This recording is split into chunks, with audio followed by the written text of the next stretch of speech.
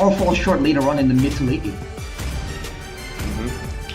Time is running out. Alpha 7, they gotta lock in their heroes now. I am the priestess It looks of like they're primal locking light, in the hunter of all Sicilian the evil as gods. well as Edith. I feel like this is a very good pickup here. So now Arakihoshi, actually even the Valentina does well against the Edith because you can pick the Primal Wrath and then just do a lot of damage if you have Warcry. And then they pick up Lucas. Oh boy. I thought that the main idea for RRQ is just to make sure that there's no more big engages that can be used, looking at how they were willing to ban with the Gatok as well.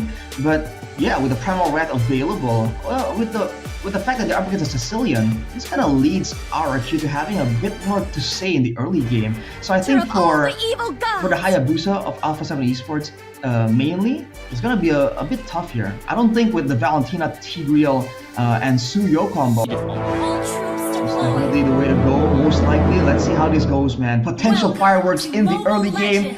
This is Alpha 7 against RRQ Hoshi, game number 1. Yep, looks like Rince is taking Quantum Charge as well. Basically a generally good emblem taker. So now looking at both lineups, not really expecting a lot of aggression coming in until the turtle comes up.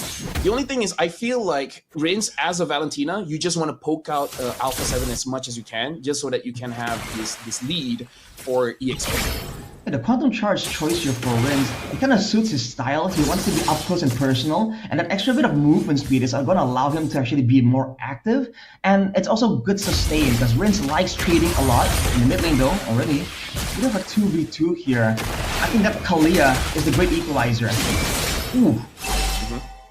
Okay. Something to note as well, here we can see that Rince is using Tenacity and Purify. So Vanguin using this Kalia needs to really choose his targets well.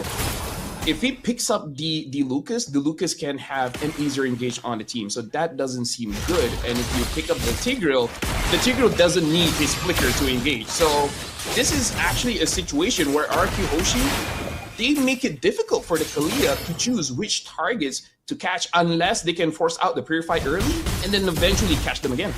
Look at this laning from Dyron though, bullying Takashi all the way as much as possible, and the wave is getting frozen. It's gonna push towards RRQ right here, and Takashi won't be able to really do anything about it here. He might be forced to miss a full-on EXP card.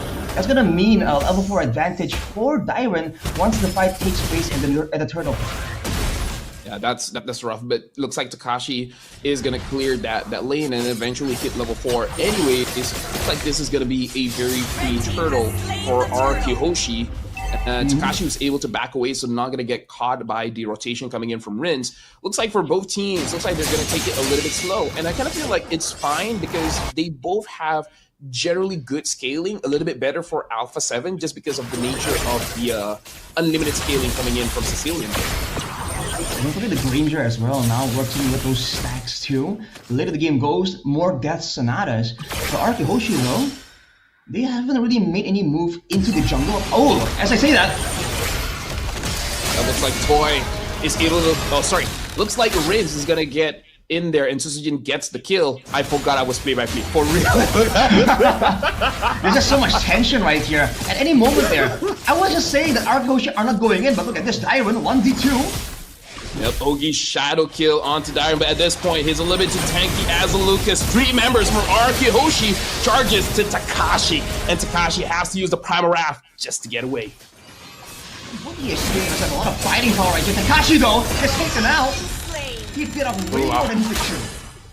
I want to see the itemization from Dyron. Usually that kind of damage coming in from Lucas indicates a War Axe, but maybe he just got enough of a lead that he doesn't need a War Axe to do that. That's just the power of the Lucas, man. There's so much pressure there. And even though Takashi was trying his best to kind of move back and forth, I feel like he got kind of baited there by the situation. No, look at this potential dive. Yep. Okay. Takashi is able to clear up the minions, so far not gonna be that big of an issue. Vanguin does not have any kind of a crazy engage on this Kalia, where it looks like he has to use the flicker more defensively rather than offensively. But considering that just earlier, Ida was the one pulling the trigger on that engage, it's a bit of a contest here. Who's gonna actually make the aggressive move first, right? It's like a game of chicken for both roamers. Now, at the neutral objective, this is where the moment of truth is for both of these roamers to make a move happen for their team. Well, looks like an engage is gonna happen against Edok. Edok is gonna pull Vanguin back, but Vanguin still gets the kill onto Edok. But look at Toy. Susujin gets a kill onto Vanguin. Arkihoshi, they're controlling the turtle at this moment. Gusta Lagusta is using the opportunity to get any kind of poke that he can. Either ways, Arkihoshi wins that trade. Ooh. Oh, it's not over. Susujin is looking at Gusta Lagusta. It looks like 4 members of Arkihoshi are hovering the bottom lane. RRQ, man, they get something, they gotta push a bit further to see if they can get even more. But right now, the composition for Alpha 7 is that they have 2 great utility picks, the Edith and the Kalia, but they don't really have anyone that can kind of stand in the front and take all that damage. Not right now, at least, without some more items. So for Arkihoshi, as long as they all land their damage onto the right person, the same person, it seems like Alpha 7 Esports are going to be forced to concede ground just because they can't really sustain from the initial collision. Personally, for me, if anyone's going to frontline, it is going to be Takashi, just so that he can get a little bit more stacking in before he uses the Primal Wrath. But still, you prefer not to. Right now, Arkihoshi, they're 2,000 gold ahead. Alpha 7 being... I would say this is a spot that they really don't want to be in. Absolutely not, man. Letting RRQ move around as they please. But what choice do they have? Even down there, Alpha 7 were trying to match the push, were trying to clear the wave and save their bottom side turret. Arkihoshi immediately go into the jungle and just threaten the potential for Edok to make a move here, especially with the flicker available. It's just way too dangerous, and Alpha 7 are just trying their best to avoid it, but Vagrant... Oh, well, looks like he engages, forces out the Purify, but Gusta Lagusta still gets taken down. Dyron goes to the back line, trying to get a kill, but he himself gets taken down by Syndra. And now Arkihoshi, are they overstaying their welcome? Rinse, very, very low HP, just 1 attack away from death. Escapes, just barely there. And I was saying Dyron looks like he's going for a War Axe, and looks like that is going to be his first item, the War Axe. It's going to be way more damage, way more sustained for Dyron when he's frontlining. But right now, Alpha 7 Esports have control over the turtle situation. Arkihoshi might have made a mistake here. Yeah, Edok trying to check the bush. Dashes away. King Zero gets a kill. Oh. Vanguin has no place to go. Killing spree for Sutsujin. Zaman Force activated by Toy just to push Alpha 7 away from the turtle. Alpha 7 Esports were the one to try and attempt the pickoff, but Arkihoshi were able to match it. It's almost like they got what they wanted and pulled back, but Vaguin was kind of left alone in the front there. That's the all-in nature of that Kalia, man. Not a lot of ways to exit from the fight once you jump in. So Arkihoshi... Yeah, sorry for cutting. This is why, personally for me, when I'm using a Kalia, I want someone with a little bit more burst, because we saw that Edok was engaged on, but it took a while for him to die. He's able to dash away first, bring someone with him, and then gets a trade. So, you know, I just don't like Kalia paired up with a late game hero. And Alpha 7 Esports, maybe they would have had access to more damage, more burst, if they had more items, right? They're almost 4k gold behind at this point, which is why they have to take it a bit easy here. Later on, when Gusta Lagusta and Syndra can deal that insane late game damage, then the Kalia becomes a bit more of a threat. Right now, though, Arkihoshi are just very happy to take these moments, fights like that. And Rince, earlier, escaping with a sliver of HP, that's what he plans on doing, man. Getting up close and personal. That's exactly why he went for the tenacity. He wants that damage reduction because he knows he's going to be in the thick of it. Right now, Gusta Lagusta, yes, thick of it, I know, but yes, that's so last year, okay? Okay, probably last year, but either ways, Gusta Lagusta, he has the Sky Piercer, so if he's able to get a kill, maybe things can turn around for Alpha 7, but you know, it depends on whether they get a good catch or not, which looks like Vanguin is struggling to get a good catch. I think this formation here, 3-2 from RRQ, 2 members on the bottom side, attempting a potential pickoff, and they have Dyron, who is going to be so tanky that even if Alpha 7 Esports take him out, it's going to come at a cost, but it might just happen. Oh, looks like an engage is going on. Not sure what happened there, but big damage. Susujin gets a kill onto Syndra. Toy able to take down Kingzilla, and that's a wipeout. What? One engage and it's such a wipeout. Bro, the damage, the engage, the juggling of turret aggro. RQ Hoshi, that was a clean fight. And they're not even rushing to take the Lord. They're just pushing out objectives here. They know they can use the Lord to try and bait another fight afterwards. That was crazy, man. I mean, Susujin just dropped the Malefic War right there, and you're used immediately deleted straight up. Yeah, it was unfortunate. The camera was panning away, but the way that it's set up, it looks like with the implosion, and then maybe Dairon got the other two changing his form and then grabbing two, and then afterwards just Susujin and Toy dealing damage. But that was a big setup. I was not sure how it started. We just know. I think it started with Dairon just walking into Alpha 7 Esports, and they were kind of confused. Like, do we try and pick him off? He's really strong right now, this Lucas, right? Or do we back away? And in the middle of the hesitation, I think that's where Araki Hoshi potentially made a move there to force Alpha 7 into a fight. Now though, they have this Lord. So Alpha 7 Esports, what's the plan here? If they want to go for some kind of moment, they can. They have good clear with the Granger and the Sicilian. They just have to be careful of the engage potential of Araki Hoshi. Power them, just clear minions. Just clear minions, wait for 18 minutes, and then maybe you have enough stacks on the Sicilian to get a kill, you know?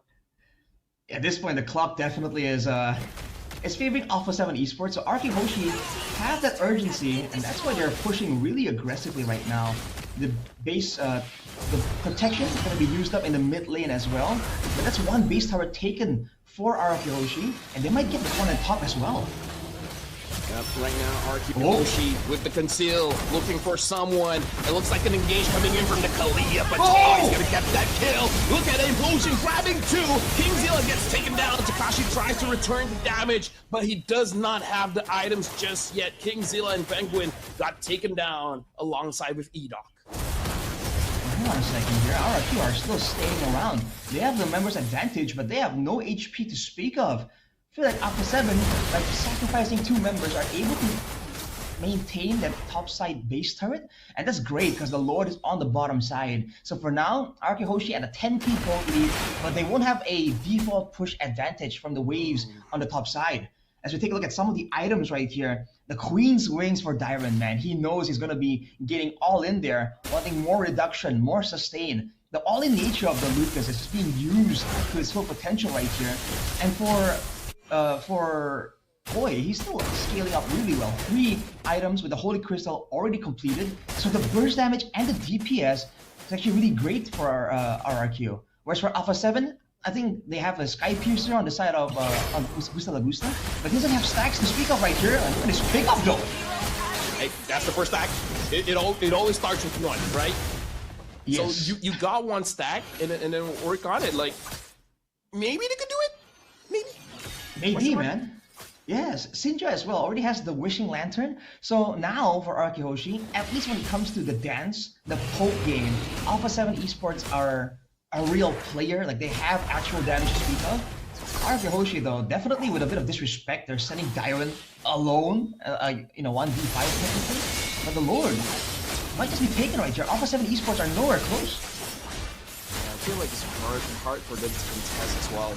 At this point, I would just use this opportunity to control your own jungle and try to give as many stacks to Syndra and as many gold to Gusta Lagusta, because yeah, I feel like if they try to contest, that would be a big throw. I feel that's definitely the way to go right here with that composition. For Alpha 7 Esports though, I feel like now, right, when they are ramping up in damage, when 1 or 2 items, or almost 3 items have been completed for their main backline carries, the Sicilian and the Granger, they can start pivoting more towards a proper front to back.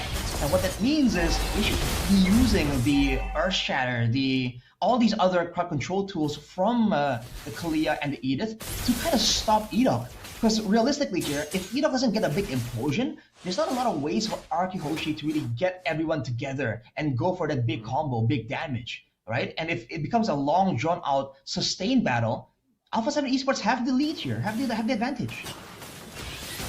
Seal was cancelled by Gusta Lagusta with the Rhapsody hitting on to Edok.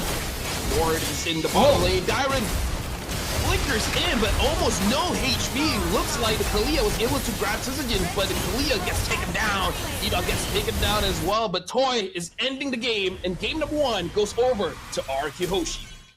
A dominant performance there for Araki Hoshi. Alpha 7, if the game went a bit longer, then maybe there was a chance, but Araki understand that as well. In that last fight, it seems like they